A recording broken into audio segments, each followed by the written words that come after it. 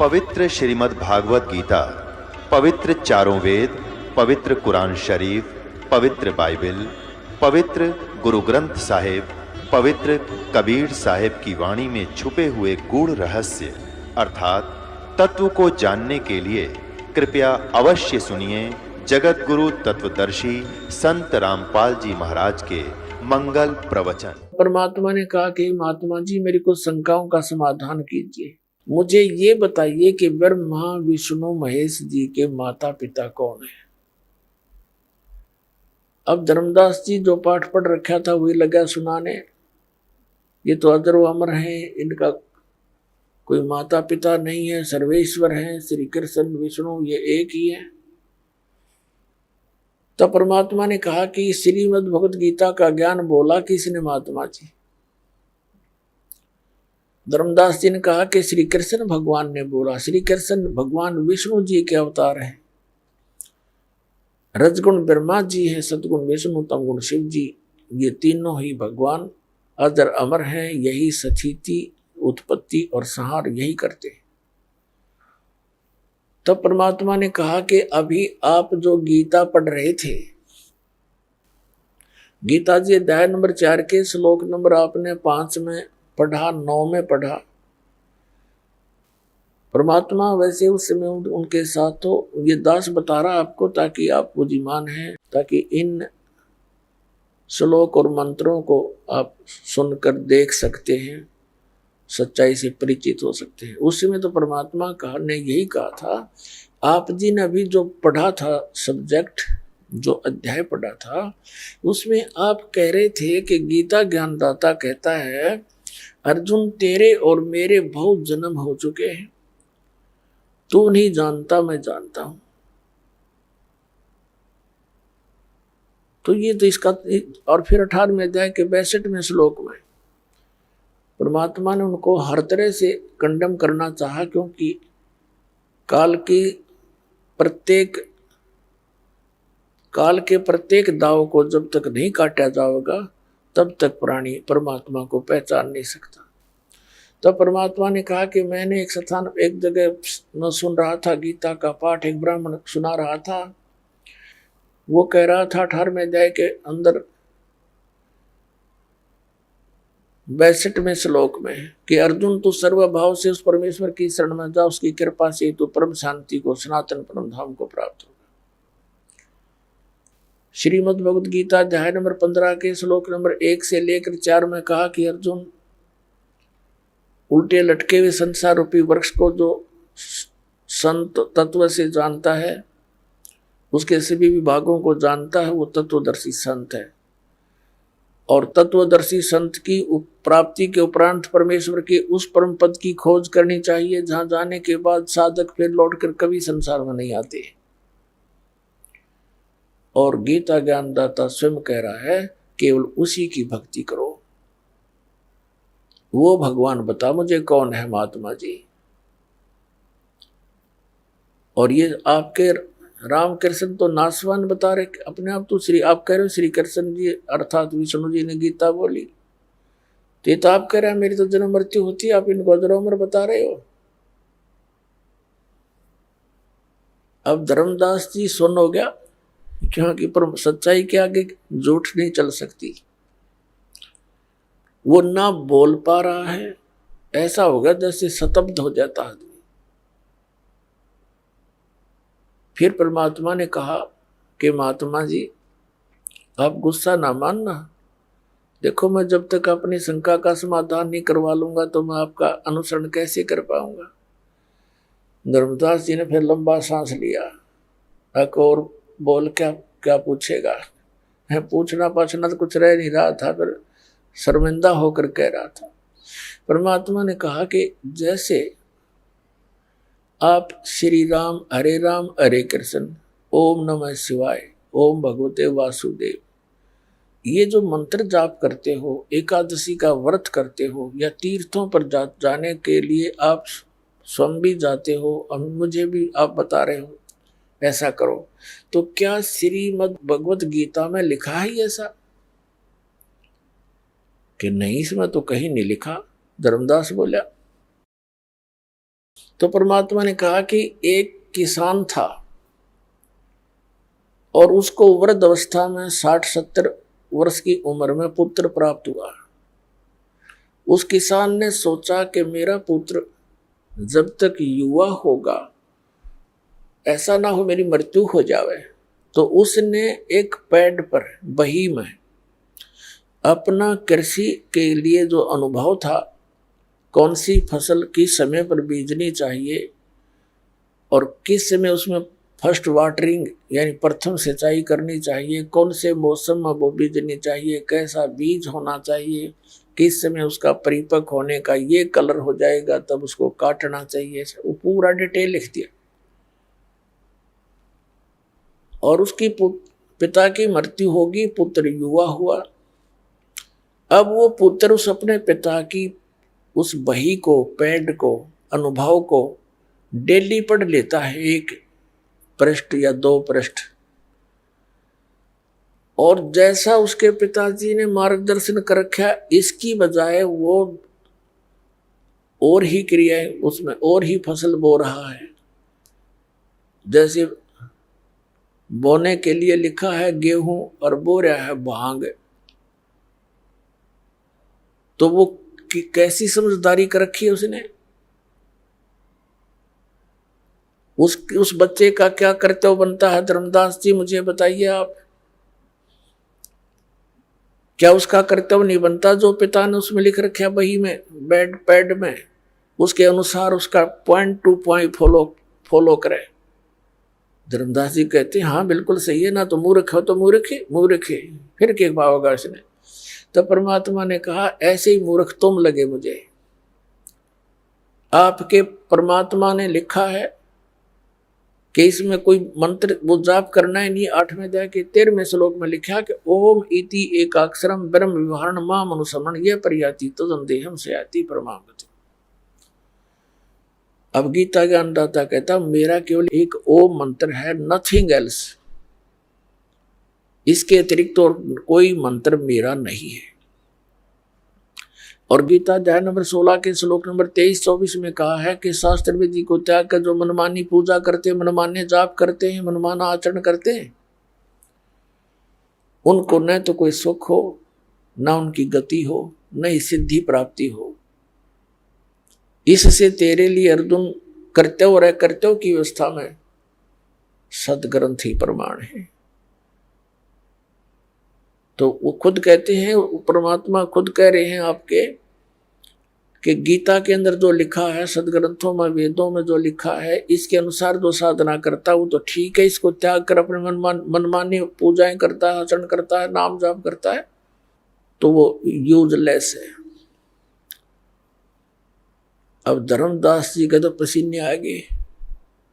और ये पुराना रंग 20, 30, 50 वर्ष से फिर पूरे समाज के अंदर जहां भी जाते हैं एक ही जैसी लोकवेद कथाएं होती हैं, किसी को कोई ऑब्जेक्शन ही नहीं होता, सभी उसको सेट हो जाते हैं। जो भी जिस धर्म में, मजहब में जन्मा है उसका बहुत बड़ा समुदाय होता है और पूरे क्षेत्र में वही पूजाएं, उसी तरह की विचारधारा बनी रहती है, फिर उसमें ऑब्जेक्शन नहीं होता किसी को। और उसमें आकर के कोई सच्चाई बताने की चेष्टा करता है तो विरोध का एक तूफान बन जाता है। तो ये सब काल का ही जाल है। तब परमात्मा ने, जब उसने देखा, धर्मदास ने, आदरणीय धर्मदास साहिब जी ने देखा कि यो तो भाई बात तो बड़ी गहरी गहरी कर रहा है, पर ये मुसलमान है, कहीं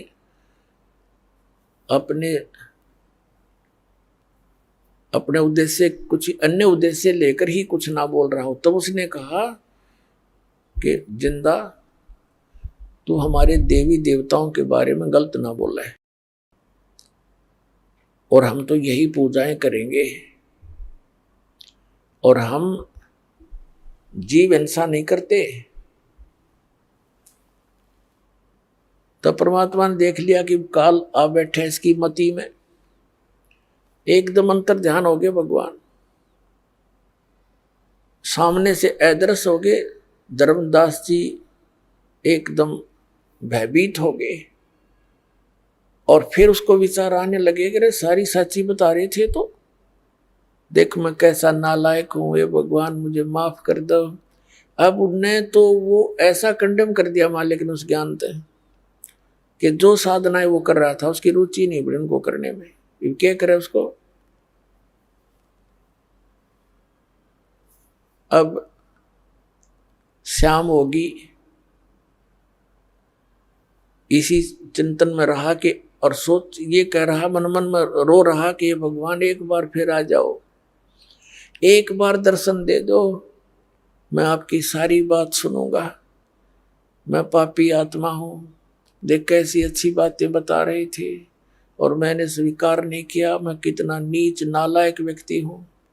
अपने आप को कोस रहा था, सारी रात करवट लेकर काटी, सुबह वो क्रियाएं करने की रुचि बनी नहीं। सुबह उठकर लगा फिर खाना बनाने के लिए शाम को लकड़ियां ला के रख लेते थे। उसने तो पूरा स्टॉक रखा था, क्यों हफ्ता 10 दिन का वहां टूर प्रोग्राम था उसका। तो उसमें कुछ गिल्ली लकड़ियां भी थी, कुछ सूखी भी थी। एक मोटी लकड़ी लगा के, सहयोगी लकड़ी लगा के अग्नि जला दी, रोटी लगा बनाने। अपनी दाल भात जो भी बनाना था वो बना रहा था। अब लकड़ी जलती हुई आगे को बढ़ रही थी, सूर्य उदय हो गया। सूर्य की रोशनी में जब धर्मदास जी ने क्योंकि सूर्य उदय होने से पहले उसने अपनी क्रिया रोटी बनाना शुरू कर दिया था, जब थोड़ा सा रोशनी था। और फिर रोशनी अच्छी होगी तो उसने क्या देखा कि चूल्हे में जलती हुई लकड़ी वो साथ आ गई, बिल्कुल निकट आ गई चूल्हे के पास, और वो बीच से खाली थी, थोथी लकड़ी जलती हुई। वो लकड़ी के पिछले हिस्से पर एंड पर एक तरल पदार्थ उबल रहा था। उस थोथी लकड़ी के चारों तरफ का जो एंड के ऊपर सुराख था, उसके थोड़ी सी गिल्ली लकड़ी होती है तो उसमें ऐसी अवस्था बन जाती। उधर से क्या देखा कि चींटियां अपने मुख में अंडे लेकर और आग पीछे को भाग रही है, उस लकड़ी के थोथे उस सुराख में से निकलने की चेष्टा कर रही है। और वो बाहर निकल नहीं पा रही, आगे जल रही हैं अग्नि से, आगे अग्नि से जल रही हैं, पीछे आती हैं तो वो तरल पदार्थ जो चारों तरफ लकड़ी के ऊपर उबल रहा है उसमें गिर के वो चटक चटक हो रही है। अब धर्मदास क्योंकि भगत के अंदर धार्मिकता और दयालुता घनी होती है, एकदम कांप गया सारा। ये भगवान, यदि इतनी लंबी लकड़ी थी और ये तो तकरीबन सारी ही जल गई, और इसमें ना जाने अनगिनत कितनी चींटियां जल गई है मेरे मालिक, आज इस पापी से बहुत पाप हो गया। तुरंत वो लकड़ी बुझा दी, जितना खाना बन गया था सो बन गया। अब उसने सोचा कि ये कैसे प्रायश्चित करूं इस घोर पाप का। अपनी सोच अनुसार उसने क्या प्लान बनाई कि आज मैं निराहार रहूंगा और इस भोजन को किसी साधु संत को खिला दूंगा, मेरा भार ना बनेगा। ये उद्देश्य लेकर रख कर सारी उस भोजन को थाली में चल पड़ा साधु की तलाश में। परमात्मा कहते हैं सोचल छिद्र मैं करूं अपने जन के काज। एक साधु रूप बना करके, लाल कपड़े वालों को हिंदू धर्म में साधु मानते हैं, और बैठ के एक वृक्ष के नीचे धर्मदास जी की दृष्टि पड़ी तो तुरंत उनके पास जाकर प्रणाम किया, भोजन रख दिया। महाराज जी भोजन पा लो, भूख लगी होगी। परमात्मा ने कहा हाँ धर्मदास भूख लगी है, रख दो भाई। अब वो देख रहा है कि ये आदमी जाना पहचाना सा भी लग रहा है, पर मुझे कैसे जानता है। फिर उसने सोचा धर्मदास जी ने कि मैं बहुत भंडारे करता रहता हूँ, साधु संत आते रहते हैं, तो किसी भंडारे में आया होगा, देखा होगा, मैंने भी इसको देखा होगा। तो परमात्मा ने क्या किया, एक लोटा रखा था अपने जल का, उस जल में, लोटे में से थोड़ा जल लिया चुल्लू में और कोई मंत्र बुदबुदाया और जितना भी भोजन था उसके छींटे मार दिए जल के। क्या दिखता है, देखते ही देखते सभी सारे भोजन की चींटी बन गई और प्रत्येक के मुख में अंडे सफेद सफेद। तब परमात्मा उसी रूप में आगे जिंदा वाले महात्मा का रूप बना लिया है जेठिस, और कहा, रे कसाई, ए धर्मदास, कल क्या कह रहा था तू कि हम जीव हिंसा नहीं करते, तेरे से तो कसाई भी अच्छा, और ऐसे पाप के भोजन को मुझे खिलाने वाला था। सारी थाली काली होगी, चींटियों से भरगी, वो बाहर निकलने की चेष्टा कर रही है थाली से। तब परमात्मा उसी रूप में आए तो धर्मदास चरणों में गिर गए और बुरी तरह रोने लगे कि हे भगवान, मुझसे गलती होगी, माफ करो मेरे दाता, मेरा तो सब कुछ उजड़ गया था, मेरी नालायकी थी दाता, क्योंकि पिछला रंग जल्दी सी उतरता नहीं। हे भगवान, हमारा बहुत दिनों से रंग चढ़ा हुआ था, आप सारी सत्य कह रहे थे और मेरी आत्मा मान रही थी, पर मन बकवाद करे था, माफ करो मेरे दाता। परमात्मा ने कहा ठीक है भाई। अब फिर परमात्मा ने उसको सारी सृष्टि रचना सुनाई, ब्रह्मा विष्णु महेश की सतिथि से परिचित करवाया, तो काफी अच्छी तरह सुना उसने। लेकिन फिर भी ये मन बड़ा उस्ताद है, प्रश्न करता ही रहा वो। धर्मदास जी ने कहा कि भगवान, हमने सुना है कि भगवान श्री कृष्ण ये विष्णु अवतार हैं, उन्होंने मोर ध्वज राजा के पुत्र ताम्र ध्वज को आरे से 2 फाड़ करवा दिया था और फिर जीवित कर दिया। अब आपकी बात को मैं कैसे स्वीकार करूं कि उनमें कोई शक्ति नहीं है? तो परमात्मा ने कहा, बेटा, मैं ये नहीं कह रहा कि इनमें शक्ति नहीं है, पर इनसे मोक्ष नहीं है, जन्म मृत्यु ना आपकी समाप्त हो सकती, ना इन तेरे भगवानों की हो सकती। अब परमात्मा ने कहा कि देखो, वही श्री कृष्ण भगवान उस समय वो फेल हो गए जिस समय अभिमन्यु महाभारत के युद्ध में प्रथम दिन ही मारा गया था। अभिमन्यु भगवान श्री कृष्ण का सगा भांजा था, सुभद्रा का पुत्र था, और पांडवों का कुलनाश हो रहा था। श्री कृष्ण उनको जीवित नहीं कर सका। अब धर्मदास जी एकदम स्तब्ध हो गए। तो परमात्मा से पूछा कि भगवान, क्या कारण था? तो परमात्मा ने कहा कबीर जी ने कि धर्मदास, ताम्रध्वज जो लड़का था उसकी आयु शेष थी, इस कटे हुए शरीर को ये उनके संस्कारवश ठीक कर सकते हैं, उसकी आयु शेष थी, इसलिए उसको जीवित कर दिया। आप पे मरवाया था, आप पे जीवित कर दिया। अभिमन्यु की आयु शेष नहीं थी, आपके भगवान कृष्ण जी नहीं कर सके उसको जीवित। और एक परमात्मा परम अक्षर ब्रह्म है जिसकी मैंने कथा सुनी है। और मेरे गुरु धर्मदास जी ने पूछा कि आप फिर आपको ज्ञान कहाँ से हुआ महात्मा, जिंदा महात्मा, कि एक कबीर नाम के महापुरुष परमात्मा सतगुरु आए हुए हैं, उस सतगुरु ने मुझे ये ज्ञान बताया है और उसी से मैं आपको आगे ये जानकारी दे रहा हूं। तब धर्मदास जी ने कहा कि भगवान, आप सृष्टि रचना आपने सुनाई और सतलोक की महिमा बताई, मुझे वहां के दर्शन कराओ, तब मेरा विश्वास दृढ़ हो। परमात्मा बोले, भाई बात सुन, जब मैं आपको बता रहा हूं, मैं तुझे विधि बताऊंगा जो मैंने अपने गुरुदेव से प्राप्त है, और उसकी तू साधना कर। जब तू शरीर छोड़ के जाएगा वहीं पहुंच जाएगा, ऐसा हठ नहीं करना चाहिए। तो फिर उसने कुछ और ऐसे ही अटपट बातें कर दी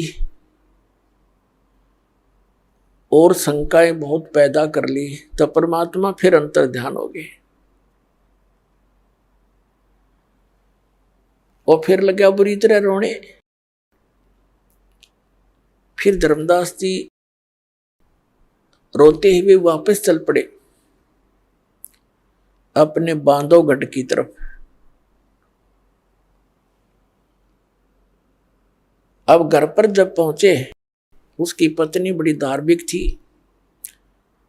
आमनी देवी ने कहा कि भगत जी, आपने तो बहुत लंबा टूर प्रोग्राम बना रखा था, इतने शीघ्र कैसे आगे वापस? तब धर्मदास जी रोते हुए बुरी तरह रो रहे थे। ऐसे रो रहे थे जैसे कोई निजी व्यक्ति की मृत्यु हो जा। बोला नहीं जा रहा था, कंठ रुंध गया था। उसकी पत्नी ने सोचा कि भगत जी का किसी ने धन लूट लिया। जो ये पैसा अपने रास्ते का खर्च लेकर गए थे, किसी ने लूट लिया और ये न्यू रो रहा है कि मैं कंजूस टाइप हूं थोड़ी सी। क्योंकि धर्मदास जी खुले दिल से धर्म किया करते थे, वह टोक टाक देती थी कि इतना खर्चा नहीं करा करते, बालक भी पढ़ गए हैं। तो उसने अपने आप सोच लिया कि कहीं ये इसलिए दुखी हो कि मैं इसकी प्रत्येक क्रिया में बाधा बना करती थी, और आज इसकी दशा देखकर मुझसे रहा नहीं जा रहा। तो रोते हुए कह रही है, उस रोते हुए को देखकर कहने लगी कि आपके भगवान ने घना धन दे रखा है, आप क्यों चिंतित होते हो? किसी ने धन चुरा भी लिया तो आप दोबारा ले जाओ। काफी देर के बाद धर्मदास जी थोड़ा सा नॉर्मल से हुए। फिर बताने लगा कि आमनी, यदि मेरा धन, भौतिक धन खत्म हो जाता तो मैं नहीं रोता। आज मेरा वो धन चला गया, शायद मुझे नहीं मिले, और वो मिलेगा नहीं, मैं जीऊं नहीं। आमीन जी ने फिर पूछा, सारी कहानी बता दी। आमिनी जी ने कहा कि आप एक व्यापारी होकर के और सौदा चूक गए। तब धर्मदास जी कहता कि जीवन में पहली बार चुका हूं मैं, इसलिए रो रहा हूं, मैं कितना नालायक हूं। सारी कथा सुनाई, सारी कहानी बताई। 6 महीने बीत गए ऐसे ही रोते हुए, और ऐसे बैठ जाए बाहर गली में आकर के, ऐसे देखते रहे जैसे भेलनी ने इंतजार की थी श्री राम के आने की। कोई भी साधु संत गली या कहीं पर दिखाई देता, उठकर चल पड़ते नंगे पैरों पहचानने के लिए। नहीं मिलते तो वापस मायूस होकर बैठ जाते। ऐसे 6 महीने बीत गए। एक दिन परमात्मा ने उसकी पत्नी में प्रेरणा की, आमनी देवी में। आमनी ने कहा कि मैं आपकी ये दशा देख नहीं पा रही हूं। परमात्मा ने कोई कारण बताया हो, कैसे मिलेंगे, हम वही क्रिया कर लें। तब धर्मदास जी को याद आया, भगवान ने कहा था कि जहां भी धार्मिक अनुष्ठान होते हैं वहां मैं पहुंच जाता हूं, नहीं तो ये काल ये धार्मिक अनुष्ठान होने नहीं देता, चाहे वो कैसे भी कर रहे हैं। मैं चाहता हूं आस्तिक बनी रहे, काल चाहता ये नास्तिक हो जाए। तब आमनी ने कहा कि आप भंडारा कर दो। आमनी ने 1 दिन का कहा, उसने 3 दिन का रख दिया। अब 2 दिन बीत गए, भंडारे में भगत संत जन आ रहे हैं, भोजन खा रहे हैं, जा रहे हैं, दक्षिणा ले रहे हैं। अब तीसरा दिन भी दोपहर की बात हो गया। अब वो महात्मा नहीं आए तो धर्मदास जी ने फाइनल फैसला कर लिया कि हे परमात्मा, यदि आज दर्शन नहीं दिया, आपका दास संसार में नहीं रहेगा। आज मैं आत्महत्या करूंगा। थोड़े से भक्त शेष रह रहे थे भोजन करना, तकरीबन सब भोजन करके चले गए थे। परमात्मा ने देख लिया आज यो पक्का मरेगा। एक कदम के पेड़ के नीचे, जो वहां से 100 फुट की दूरी पर था, बड़ा भंडारा चल रहा था। उसी साथ महात्मा वाले जंदा के रूप में आकर विराजमान हो गए। धर्मदास की दृष्टि पड़ी, भागा गए, दौड़े दौड़े, देखा सचमुच तो वही है, और सीने से लग गए नु, पग चपट गए, कती है भगवान अब के छोड़ के ना जाइयो। एक नु देखे मुंह की तरफ और रोवा बुरी तरह। तो परमात्मा को घर ले आए, आमनी जी से कहा कि आजा मेरा धन पा गया। दोनों ने एक एक पैर पकड़ लिया। आमनी जी ने कहा कि भगवान ये आपका बच्चा बड़े नरम दिल का है, इसकी इतनी कड़ी परीक्षा नहीं लेनी चाहिए थी। परमात्मा ने कहा बेटा यू काल का वकील बन रहा था और एक नहीं मानना था, मैं सारी सच्ची कहूं था।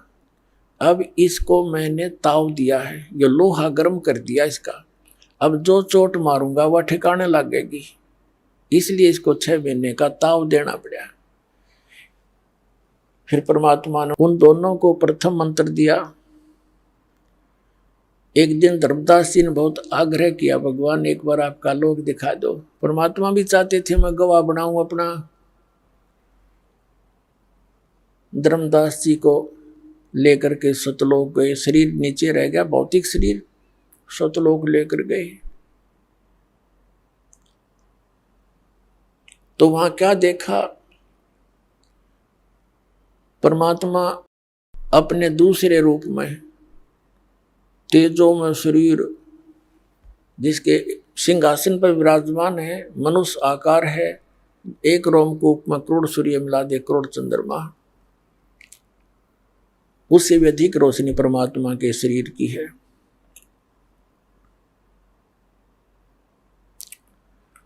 अब धर्मदास जी ने देखा भी महात्मा तो भगवान तो ये होगा और ये नौकर होगा जिंदा यहाँ का। तो कबीर परमात्मा जिंदे के महात्मा के रूप में नीचे से गए थे, चवर करने लगे उस परमात्मा के अपने दूसरे स्वरूप पर। थोड़ी सी देर में सिंहासन पर विराजमान जो परमात्मा थे वो उठे और नीचे से गए हुआ शरीर जिंदा वाला सिंहासन पर विराजमान हुआ, और वो तेजों में शरीर वाला भगवान जिंदा महात्मा के ऊपर चवर करने लगा। कुछ देर के बाद धर्मदास जी ये सोच रहे थे ये क्या हो रहा है कि महात्मा के ऊपर भगवान चवर कर रहा है। इतने में तेजों में शरीर जिंदा वाले शरीर में समा गए। अकेले कबीर भगवान जिंदा वाले रूप में वहां विराजमान रहे, अनंत कोट ब्रह्मांड के कंट्रोलर के सिंहासन।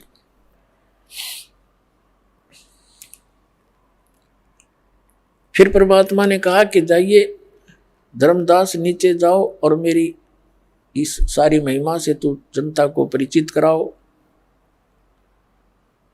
तब धर्मदास जी ने कहा था कि भगवान मुझे यही रख लो दाता, कि ना भेजो मुझको उस गंदे लोक में। तब भगवान ने कहा बेटा जाना पड़ेगा, क्योंकि तुम भक्ति युक्त थे, अब भक्तिहीन हो चुके हो। मैं तुम्हें सतनाम दूंगा, सारनाम दूंगा, उसकी साधना करके तुम वापस आ सकते हो, वैसे यहाँ ठिकाना नहीं। कहने का भाव ये मालिक के कहने से वापस शरीर में आया। तीसरे दिन पूरे परिवार रिश्तेदार इकट्ठे हो गए, बेहोश पड़ा, सब इलाज ट्रीटमेंट जंतर मंत्र भी करा लिए। जब धर्मदास जी उठे एकदम देखा कि महात्मा जी कहाँ हैं, सामने नहीं पाए उनको। उठकर चल पड़े कि काशी में बता रहे थे, मैं काशी में रहता हूँ, जुलाई का काम करता हूँ, कबीर मेरा नाम है। अब काशी में जाकर देखिए वही सूरत, और चरणों में गिर गए परमात्मा के। सतलोक में जो देखा हुआ आंखों देखा वर्णन कबीर सागर के अंदर वर्णित किया, परमात्मा की आंखों देखी वाणी का। तो पुण्यात्माओं, जिस नाम से उन महापुरुषों का कल्याण हुआ, जैसे आदरणीय नानक साहिब जी को भी परमात्मा ऐसे लेकर गए थे। फिर उनको छोड़ा था, उन्होंने कहा था भाई सूरत मुलुक की वेश ए ठगवाड़ा ठगी देश खरा सियाना बहुता बारी धान के रूप रहा करता। तो पुण्यात्माओं सौभाग्य आपका, आपको परमात्मा ने वही मंत्र उपलब्ध कराए। धन्य आपके माता पिता जिनसे जन्म हुआ।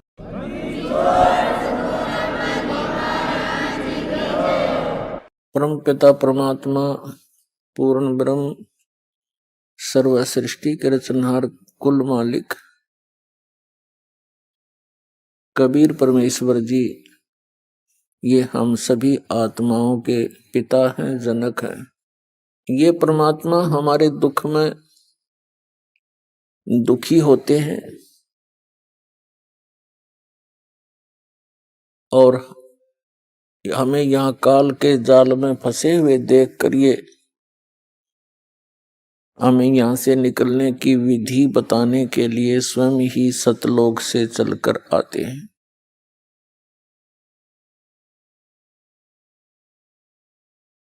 पुण्यात्माओं, सौभाग्य आपका, आप जी को ऐसे समय में मनुष्य जन्म प्राप्त हुआ है जो समय परमात्मा ने पूर्व निर्धारित किया हुआ था कि कलयुग के इस समय में परमात्मा अपना अध्यात्म ज्ञान पूरे विश्व में फैलाएगा और सभी प्राणी परमात्मा के इस ज्ञान को ग्रहण करके इस यथार्थ मोक्ष मंत्र को, सतनाम को ग्रहण करके सभी अपने सतलोक में चले जाएंगे।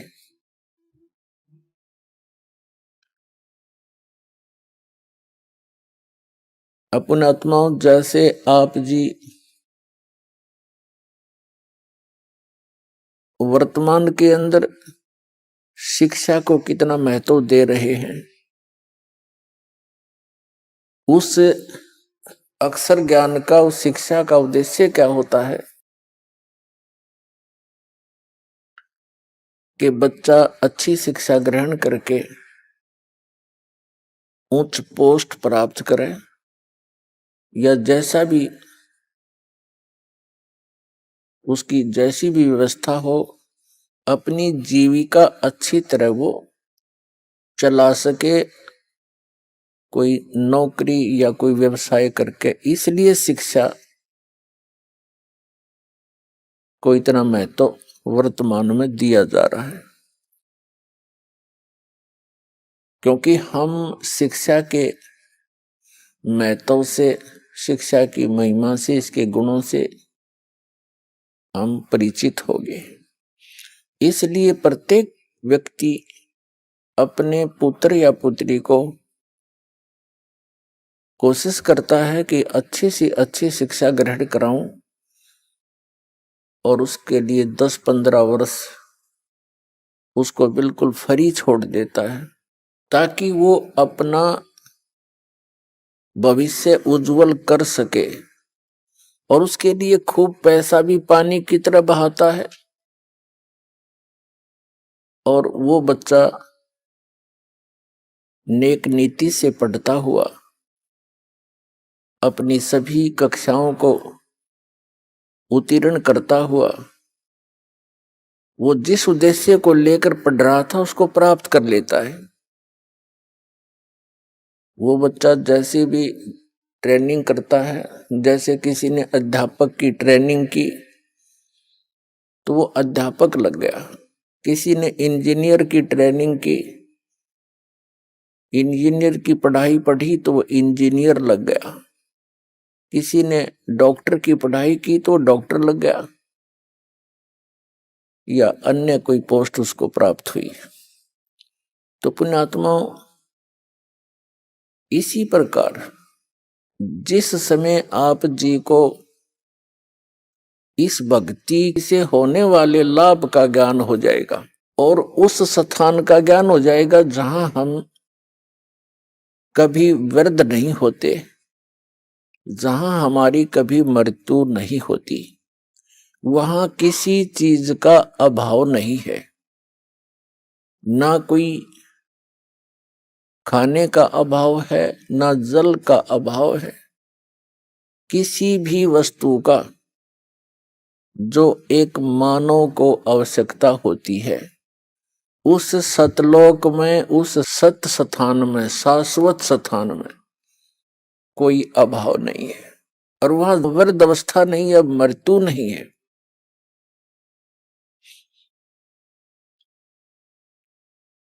तो आप जी जब इस अध्यात्म ज्ञान से पूर्ण परिचित हो जाओगे, फिर आपके मन की स्थिति एक बहुत ही अजीबो गरीब बन जाएगी, और जो एक मानव के लिए अति आवश्यक है। अब वर्तमान में हम क्या करते हैं, माया को ही एक टारगेट मानकर, माया को ही उद्देश्य मानकर हम अपना सारा जीवन उसी पर न्यौछावर कर देते हैं। और जो सारा जीवन में हम संग्रह करते हैं वो यहीं रह जाता है, हमारी उसके जोड़ते जोड़ते ही, संग्रह करते करते ही मृत्यु हो जाती है। तो फिर हमारे साथ क्या जाता है, हमारे साथ जाते हैं वो पाप जो सारा जीवन इस भौतिक सुख की प्राप्ति के लिए हमने किए। जो प्रयत्न किया, उस प्रयत्न में जो हमारे पाप हुए वो हमारे साथ चले जाते।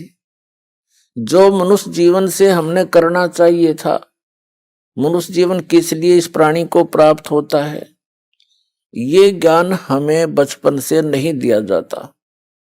हमारे को बचपन से अपने समाज से सिर्फ इतना ही ज्ञान प्राप्त होता है कि बड़ा हो जाएगा, विवाह कर दिया जाएगा, संतान हो जाएगी, संतान की परवरिश कीजिए, और फिर मर जाइए।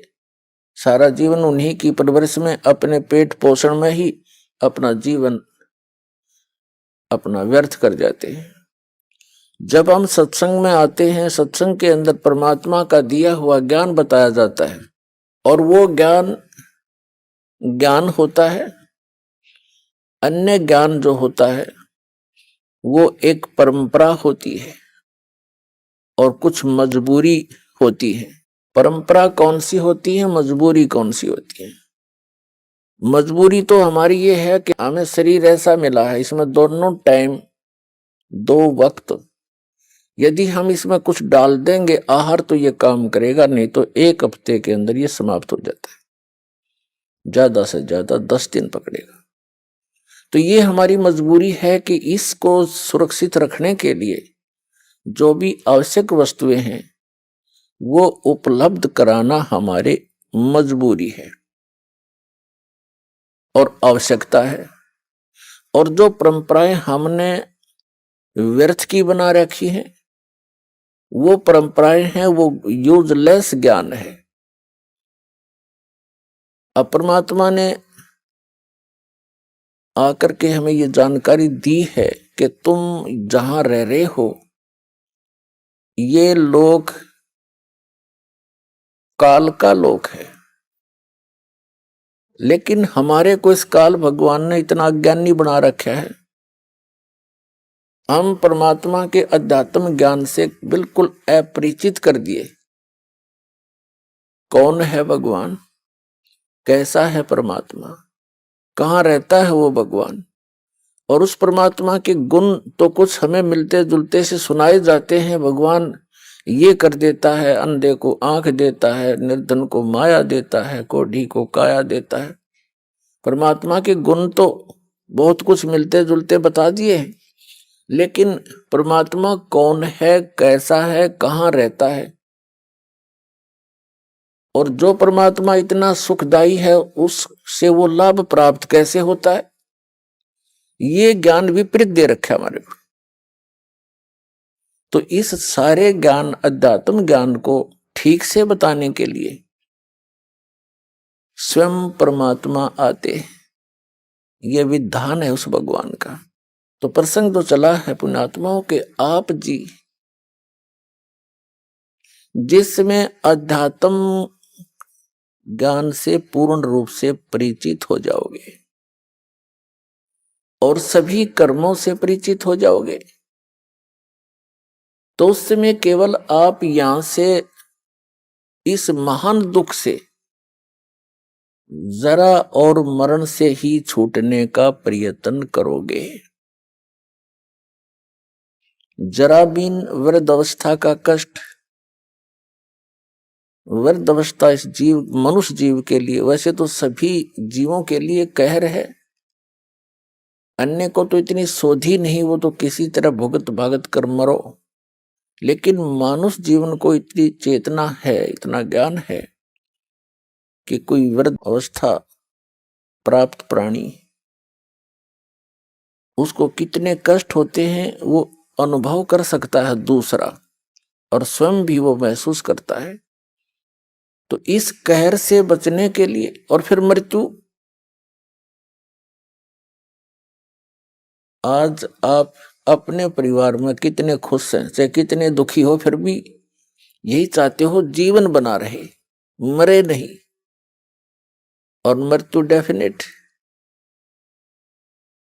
तो ये भूल क्यों लगी है अपने? हमें पता है कि कोई रह नहीं और कभी भी मर सकते हैं, और फिर भी हम इतना जोर नहीं देते इस बात के ऊपर। ऐसी दशा किसकी होती है जिसने कुछ नशा कर रखा हो, उसको डर सा नहीं लगता, एक बार थोड़ी सी देर हिचकता है, फिर वो उसी स्पीड से वही क्रियाएं करता है। तो इस काल भगवान ने अपने को इस झूठे सुख की या त्रिगुणमयी माया रूपी भांग प्यार रखी है, और इस भांग के नशे में हम देखते भी हैं, और मैं पता भी है कि मृत्यु होगी, पर डर कती नहीं। मृत्यु के जब लक्षण घटते हैं अपने ऊपर, उस समय घिघी बनती है, अको हो ये फलाना रोग हो गया, हो अब तो मृत्यु होगी, तो उस समय महसूस होता है कि हाँ शायद अब बात बिगड़ेगी। तो ये बात हमें वैसे भी याद रहनी चाहिए अगर नशा उतर गया था। तो इस भांग के नशे को उतारने के लिए ये एंटीबायोटिक, ये सत्संग सुनाए जाते, जो यह भांग के नशे को उतार सके। कबीर ये माया अटपटी, सब गट आण अड़ी, किस किस को समझाऊं, या कुए भांग पड़ी। 21 ब्रह्मांड है इस काल भगवान के, ब्रह्म के, इसको ब्रह्म भी कहते हैं, जैसे ऋषि जिसको ब्रह्म कहते आए हैं, ये काल भगवान है। इसको सरपुरुष भी कहते हैं, इसको सरब्रह्म भी कहते हैं, सरब्रह्म। इसने अपने 21 ब्रह्मांड के अंदर या माया की भांग घोल के घेर रखी इस कुएं में, और एक कुएं में, यानी जैसे शराब के ठेके पर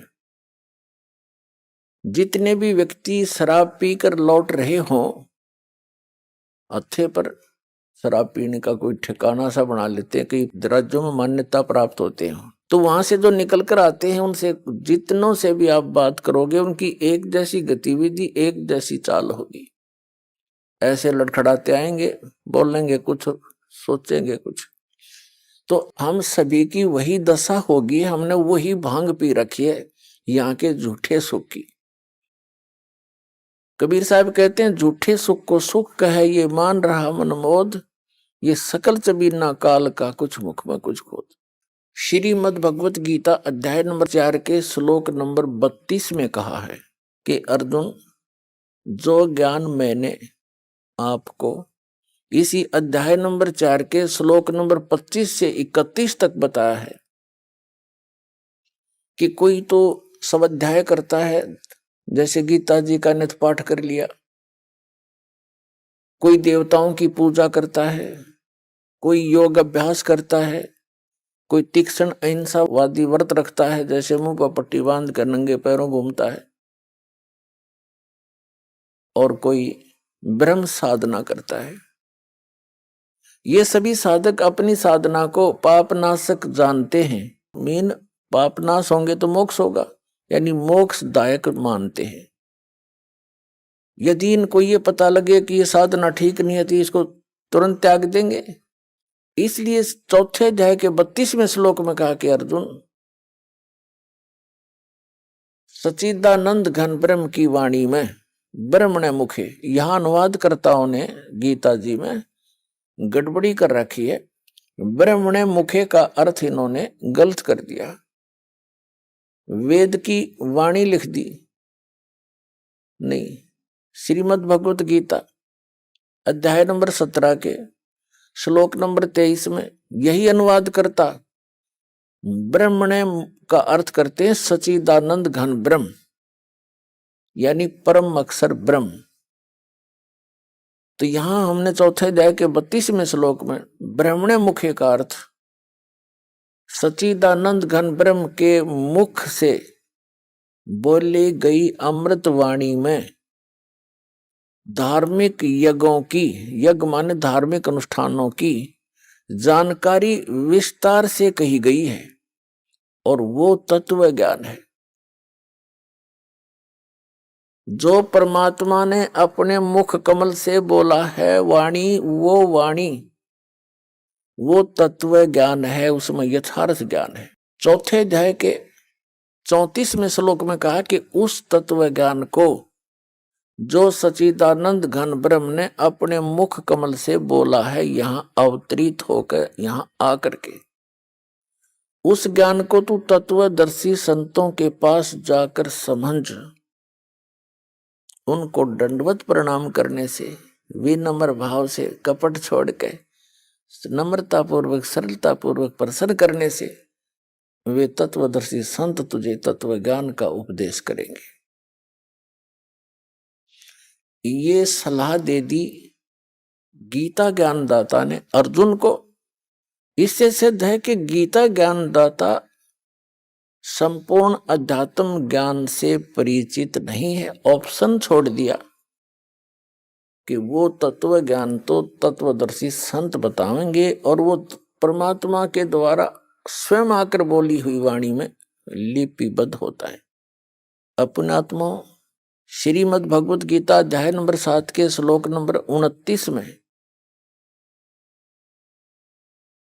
वैसे तो गीता अध्याय नंबर 7 के 12 से लेकर 15 में एक निर्णायक ज्ञान दिया है। गीता ज्ञानदाता कहता है कि तीनों गुणों के द्वारा जो कुछ भी हो रहा है, रजगुण ब्रह्मा से उत्पत्ति, सतगुण विष्णु से स्थिति और तमगुण शिवजी से संहार जो हो रहा है, इसका निमित्त कारण मैं हूं, काल कहता है। लेकिन मैं इनमें नहीं हूं और ये मुझ में नहीं है, यानी वो इनसे भिन्न है, तीनों से, इनका पिता है। और ये निमित्त क्यों है? क्योंकि इसको श्राप लगा हुआ है 1 लाख मानव शरीरधारी प्राणियों का नित्य मारकर आहार करने का, सूक्ष्म शरीर से गंध निकाल कर खाने का, इसको श्राप लगा हुआ। तो इसलिए इसने तीनों अपने पुत्रों से ये व्यवस्था यहां की बनवा रखी है। तो ये क्या कहता है कि ये त्रिगुण में ही मेरी माया, रजगुण ब्रह्मा, सतगुण विष्णु, तमगुण शिवजी द्वारा फैलाया गया यू जाल बड़ा खतरनाक है। और जो व्यक्ति मेरी भक्ति करते हैं यानी ब्रह्म साधना करते हैं, ये इन रजगुण ब्रह्मा, सतगुण विष्णु, तमगुण शिवजी से ऊपर के लाभ को प्राप्त करते हैं।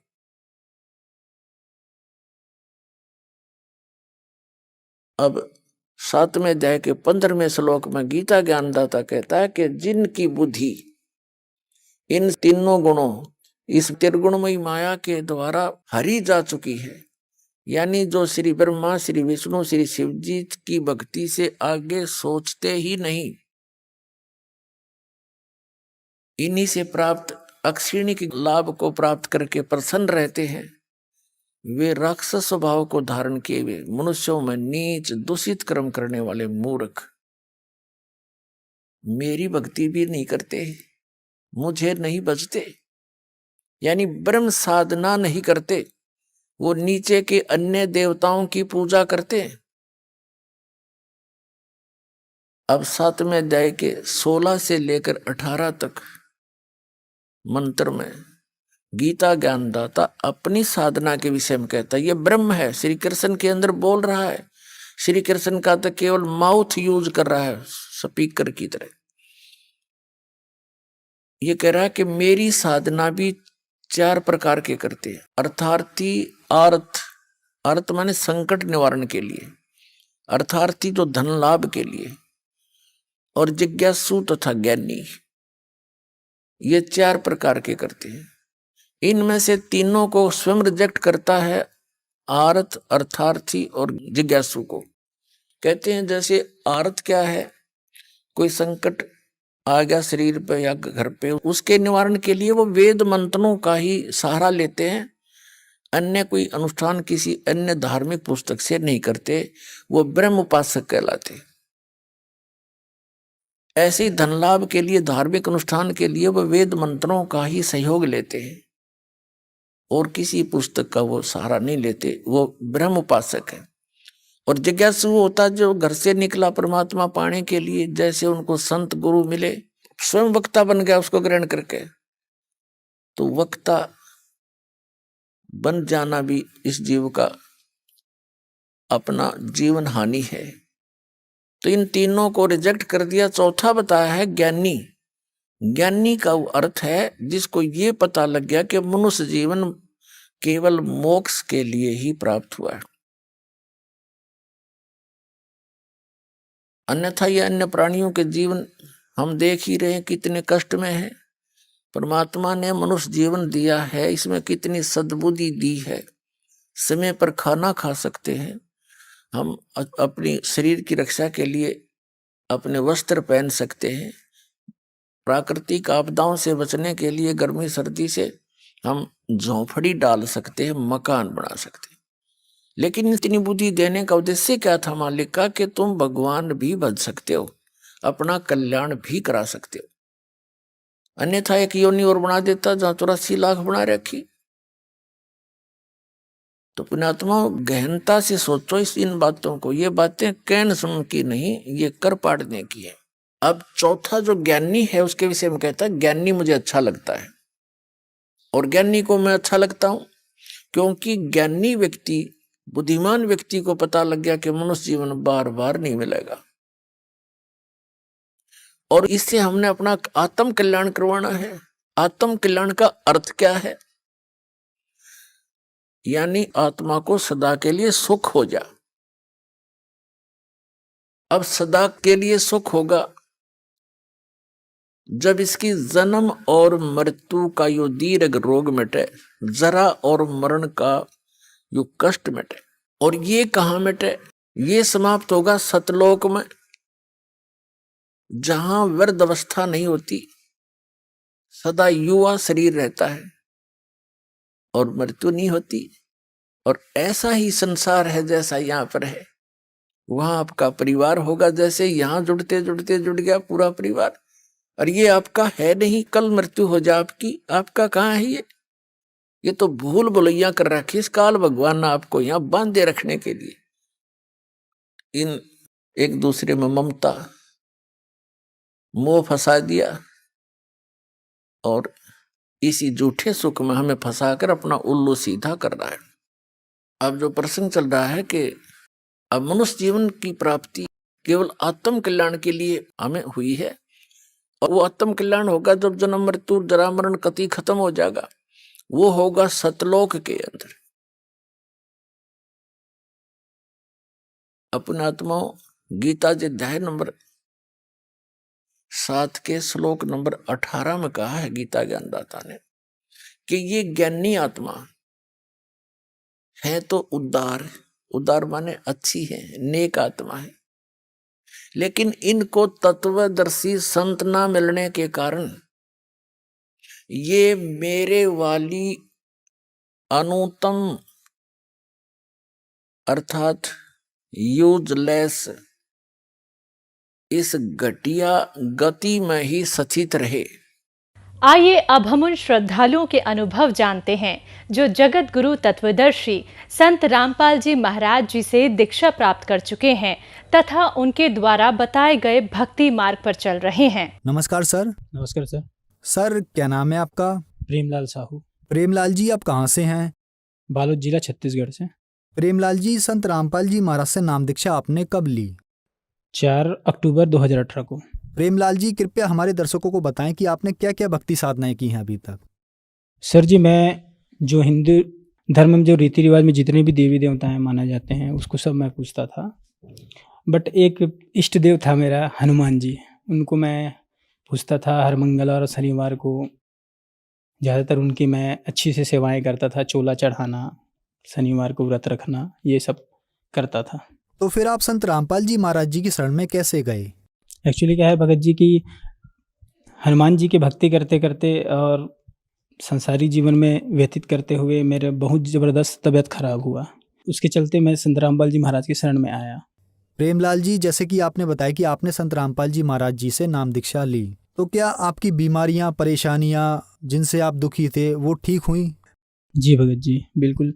जगत गुरु तत्वदर्शी संत रामपाल जी महाराज की शरण में आने के बाद 110% मैं कह सकता हूँ दावे के साथ सर कि मेरा तबीयत पूरी तरह से ठीक हो गया। सर, डाइजेस्टिव सिस्टम मेरा पूरा वीकनेस हो गया था, कहना चाहिए। खाना वाना खाने से पूरा उल्टी होना, बार बार दस्त होना और ढकारे आना, यहाँ तक कि चक्कर आना, गिरने की नौबत आ जाता था। कई बार गिर भी गया था मैं, ऐसा स्थिति था। रात में नींद नहीं आना, दिन में फिर ड्यूटी जाना, ये सब स्थिति था। डॉक्टरों ने बोला कि 3 बार एंडोस्कोपी हुआ मेरा पेट का, बट उन्होंने बोला कि बेटा आपको हमेशा आजीवन दवाई खाना है, तभी आप जिंदा रहोगे, नहीं तो आपको कभी भी हार्ट अटैक आ सकता है, आप कभी भी कुछ भी हो सकता है आपको। और 3 साल में मैंने इस बीमारी को ठीक करने के लिए 2.5 से 3 लाख मेरा रुपया जो सेविंग था सब लगा दिया। बड़े बड़े MBBS डॉक्टर भी देखे, और कहना चाहिए हमारे छत्तीसगढ़ में वैद्य गुने जिसको तांत्रिक बोलते हैं, उसके शरण में भी हमने गए, पर भी हमको कहीं शांति नहीं मिला। जब जगतगुरु तत्वदर्शी संत रामपाल जी महाराज की शरण में आए, तभी हमको पूर्ण रूप से आर्थिक, मानसिक व शारीरिक रूप से आज हम मजबूत हुए हैं। अब मेरी स्थिति है, जगतगुरु तत्वदर्शी संत रामपाल जी महाराज से नाम उपदेश लेने के बाद मैं पूर्ण रूप से, शारीरिक रूप से, आर्थिक रूप से और मानसिक रूप से, तीनों रूप से एकदम स्वस्थ हूँ। 110% मैं दावे के साथ कह रहा हूँ। जगतगुरु तत्वदर्शी संत रामपाल जी महाराज की कृपा मुझ पे बहुत हुई है। आज मैं पूर्ण रूप से स्वस्थ हूँ। ये मेरा रिपोर्ट है एंडोस्कोपी का, जिसमें डॉक्टर ने बोला था कि आजीवन आपको दवाई खाना पड़ेगा, तभी आप सही रह पाओगे। और इसमें पूरे छाले हैं, एंडोस्कोपी किए तो इसमें छाले पाए गए मेरे आंतों में, जिसके कारण से मेरे को हाइपर एसिडिटी का भी प्रॉब्लम था। उसके चलते खाना हजम नहीं होना, ये सब प्रॉब्लम था, गैस बनना, दस्त होना और चक्कर आना, ऐसा प्रॉब्लम था मुझे। लेकिन संत रामपाल जी महाराज के शरण में आने के बाद ये सारी समस्याएं दूर हो चुकी है। और नाम दीक्षा लेने के बाद मेरा एक छोटे बेटा है जो 12 फीट लगभग फर्स्ट फ्लोर से गिर गए थे। गिरने के बाद भी मामूली से खरोच आया था और वो भी स्वस्थ हो गए, ये लाभ मिला। और मैं बहुत कर्ज में चला गया था, परमात्मा के शरण में आने, गुरु जी की शरण में आने के बाद पूरा कर्ज से मुक्त हो गया। आज की डेट में मैं प्लस में हूँ, कहना चाहिए आर्थिक मजबूती भी मुझे मिली है गुरु जी के शरण में आने के बाद। प्रेमलाल जी, संत रामपाल जी महाराज से नाम दीक्षा लेने के बाद आपको बहुत सारे लाभ मिले, तो संत रामपाल जी महाराज से नाम दीक्षा कैसे ली जा सकती है? जगत गुरु तत्वदर्शी संत रामपाल जी महाराज से नाम दीक्षा चैनलों पे गुरु जी का सत्संग आते हैं, उनके स्क्रीन पे डिस्प्ले होते रहता है। जो नंबर है सतलोक आश्रम का, उस नंबर में कांटेक्ट करके नज़दीकी आश्रम से आप नाम दीक्षा ले सकते हैं। धन्यवाद सर। सत्संग।